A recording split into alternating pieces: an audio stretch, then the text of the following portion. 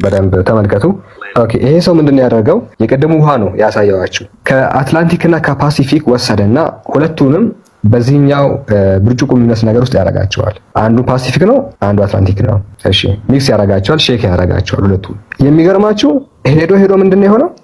አንዱ ጥግ ይዛል ሄዶ ማለት ነው። አንዱ ሚክስ አይሆኑ፣ እነዚህ ወደ ቦታ ይመለሳል። እሱ ሼክ ሲያደርግ ተመልከቱ በደንብ እያንዳንዱ ወደ ቦታ ይመለሳል። ሚክስ አይሆንም፣ ግማሽ ይሆናል። ምንም ያህል ሚክስ ለማድረግ ቢሞክርም ይሄኛውን ውሃና ያኛው ውሃ አንድ ላይ ሚክስ አይሆንም። ግን ዛሬ እኛ የደረስንበት እውነታ ነው። በጣም የሚገርም ነገር ነው። ሁለቱም ባህሮች እንዳያችሁት አንዱ በአንዱ ላይ ሚክስ አይሆንም። ይሄ ባህርና ይሄ ባህር። ታዲያ ምንድነው የሚገርመው ካላችሁኝ ጌታ አምላካችን በሱረቱ ረህማን ምዕራፍ 55 ቁጥር 19 ላይ ምን ብሎ ይናገራል መሰላችሁ? መረጀል ባህሬን ያልተቂያን አለ።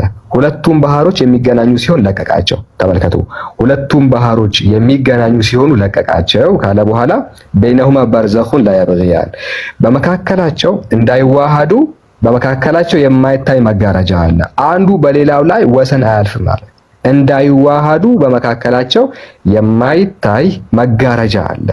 አንዱ በሌላው ላይ ወሰን አያልፍም። አይታችኋል?